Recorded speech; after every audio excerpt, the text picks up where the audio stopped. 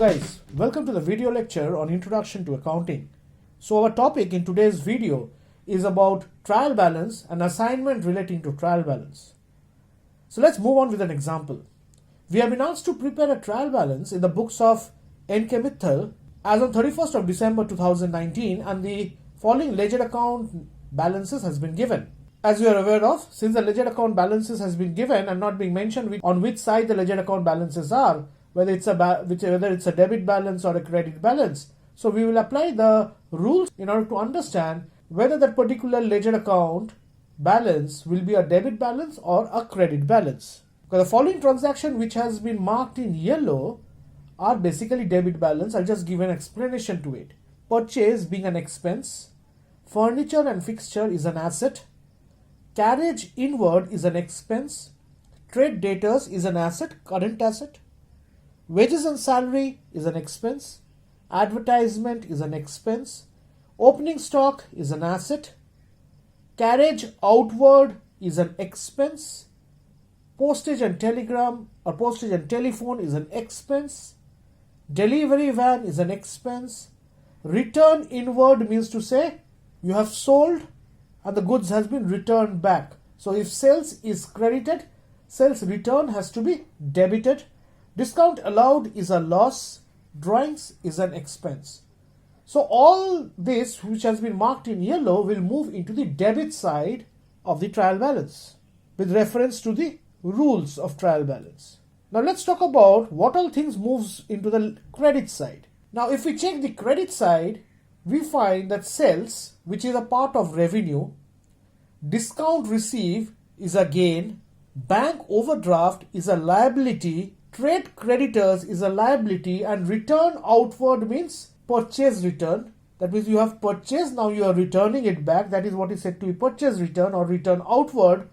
So if purchase was debited, purchase return will be credited. Therefore, all these ledger account balances will be recorded on the credit side.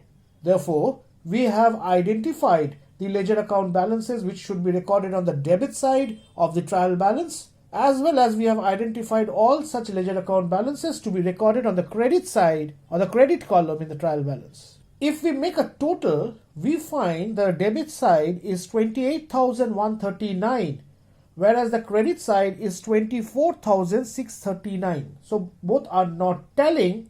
That's point number one. And point number two is the debit column is higher than the credit column.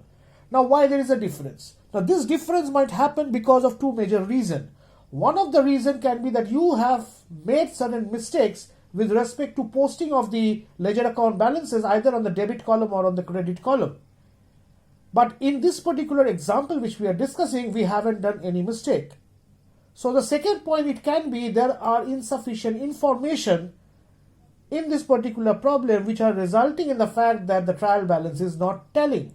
So if you remember, we discussed in our previous video that if there are certain errors which has happened in a trial balance, and there are errors which we occasionally find, we can identify the errors, but even though trial balance gets tallied, and there are errors which happens and for which the trial balance doesn't tally.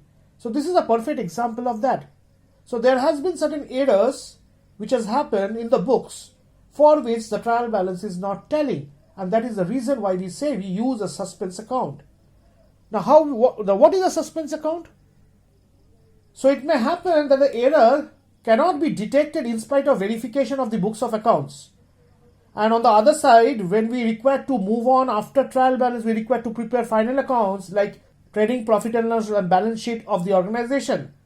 In such a case, a trial balance is made to agree at that particular point of time with the help of an account which is known as a suspense account. Now this suspense account, as I said before, also required to be adjusted. Now the suspense account can have a debit balance, can also have a credit balance.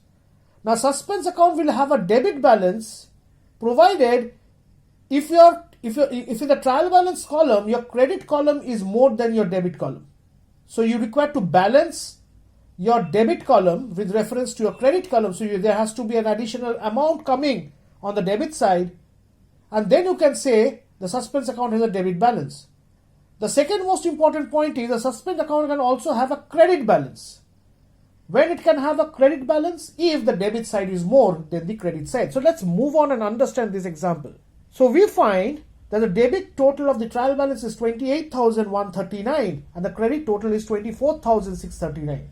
So it's very clear that the debit side is more, and therefore we got a balance amount of 3,500 on the credit side, which we have used as a suspense account. Therefore, in the suspense ledger account, it will have a credit balance of 3,500, with which we are going to start. So as of now, we have closed the trial balance using the suspense account, where the amount of 3,500 has been posted on the credit column of the trial balance. And thereby, my trial balance total matches 28,139 on both sides.